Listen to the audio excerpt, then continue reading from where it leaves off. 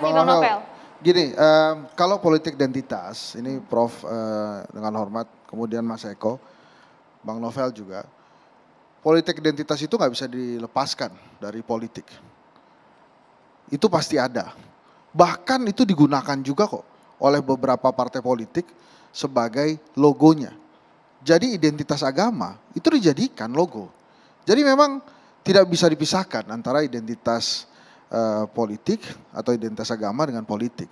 Yang tidak boleh dilakukan adalah ada reward and punishment agama untuk politik. Misalnya saya tidak pilih Prof Henry, saya masuk neraka, saya pilih Henry Satrio, saya masuk surga. Itu nggak boleh. Kalau ada reward and punishment itu nggak boleh. Tapi kalau politik identitas itu akan selalu digunakan. Nah, maksud saya adalah di sini saya akan kembali ke konteks Bang Ade. Kalau kita nanti kalau bisa rekamannya dilihat lagi, secara komunikasi politik memang ada provokasi dari satu pihak dan satu pihak lainnya. Provokasinya kan jelas itu ada kata-kata buzzer, kemudian pengkhianat, kemudian Bang Ade juga merespon itu. Hanya saja memang yang sangat kita sesalkan, respon itu kemudian berubah menjadi respon fisik. Itu yang tidak boleh terjadi lagi gitu. Nah, apakah kemudian respon fisik itu baru terjadi hari ini? Tidak juga. Kalau dari pantauan banyak demonstrasi kan memang ada juga tuh beberapa hal yang ada kaitannya dengan kekerasan fisik gitu. Nah, maksud saya di sini adalah marilah kita ambil pelajaran dari apa yang terjadi dengan Ade Armando ini untuk lebih berkepala dingin ke depannya, bahwa masyarakat ini perlu dicerdaskan tentang apa itu politik identitas. Jadi jangan kemudian bermain-main dengan hal-hal yang ada kaitannya dengan politik. Bayangkan saja Prof, sebentar sedikit lagi. Sebentar sedikit lagi. Mengalah pada Anda. Iya, abis ini saya mengalah kepada Profesor. Di beberapa WA aja sudah jelas, pelaku pemukulan adalah pendukung si A gitu. Nah ini kan langsung kemudian menjudge mendahului polisi. Nah itu yang tidak boleh juga dilakukan. Makanya saya apresiasi Kapolda Metro Jaya, silakan saja dijalankan. Sementara aspirasi mahasiswa ini harus kita jaga supaya 3 tuntutan tadi minimal itu bisa terlaksana. Terutama yang terakhir tuh, harga-harga yang poinnya ya Mas ya. Saya selalu melihat bahwa yang namanya kekerasan itu the weapon of the weak. Dia senjata mereka yang lemah. Jadi mereka yang kalah, mereka yang lemah, yang frustrasi, yang tidak mampu untuk menyelesaikan atau memenangkan panggung dan sebagainya, biasanya menggunakan kekerasan. Karena memang itu seperti itu. Makanya ini kita harus kecam bahwa demokrasi itu justru merupakan mekanisme untuk supaya orang menyelesaikan cara-cara perbedaan berpendapat dan perbedaan kepentingan diselesaikan dengan cara-cara tanpa kekerasan. Mereka yang kalah ini menurut Prof Henry siapa? Loh, itu teorinya begitu. Tidak perlu harus kita menunjuk, Anda juga bisa tahu. Tadi yang namanya politik identitas, kalau kita tracing politik di Indonesia, partai-partai politik agama itu nggak pernah memenangkan di dalam politik nasional. Coba sekarang yang menang siapa? Katakanlah pemilu 2019 siapa? Dari partai politik.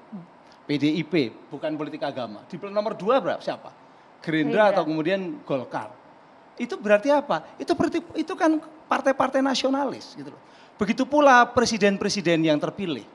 Mungkin Gus Dur saja yang satu-satunya yang kiai malahan ya. Itu waktu itu karena dipilih oleh MPR.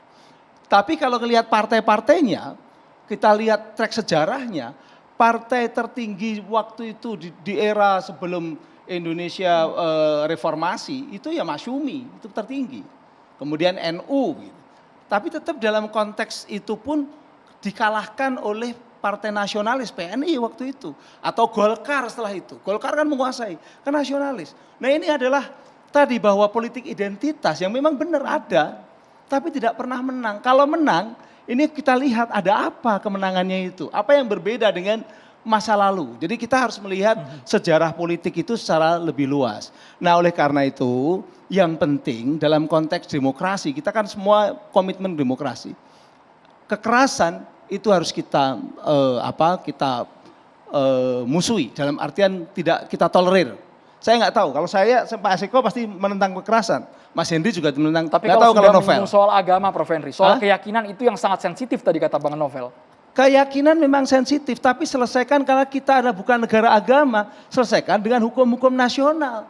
Nah, hukum nasional itu berbeda dengan perasaan yang kita rasakan. Saya juga seorang Islam. Saya dididik sejak kecil dalam sekolah-sekolah agama. Tapi karena saya belajar tentang persoalan-persoalan secara nasional, hukum dan sebagainya, saya tidak sensitif seperti itu. Bahkan saya tahu yang namanya orang dilaporkan menista agama itu tidak hanya yang disebut Bang Novel. Banyak juga. Banyak. Bahkan saya sering diminta Tapi untuk tidak tebang pilih tadi. Kan Bang Novel mempertanyakan, kok kesannya tebang pilih tadi. kalau saya sebutkan nama-namanya, saya Ini udah mengatakan krisis hukum, Prof. Ini harus diluruskan keadilan. Jangan tebang pilih juga apa yang disampaikan. nanti ustadz-ustadz juga Jangan. pada kena. Lebih Karena banyak. ini udah karena kepentingan kayak politik. namanya Ini sudah mensikat politik, hukum itu orang-orang tidak politik boleh udah nggak sehat. dipengaruhi. Udah, Bang ini udah Novel, kepentingan Bang Novel oligarki, ditahan dulu. ini udah Hukum berbahaya, itu ini tidak boleh pesanan. dipengaruhi oleh orang-orang yang hanya berdasarkan perasaan. Ini bukan perasaan, ini fakta hukum. Oke, kalau begitu Dan Bang kalau Novel, hukum, Bang Novel, hukum, kita maka tahan jurisprudensinya dulu. jelas. Di Jurisprudensinya pengadilan, jelas. bukan merasakan bahwa Kasusnya ini kena sama. dan sebagainya. Oke, kita akan dengarkan bagaimana respon dari Bang Novel. Kita akan jeda terlebih dahulu, usai jeda. Sesaat lagi catatan demokrasi akan kembali untuk Anda.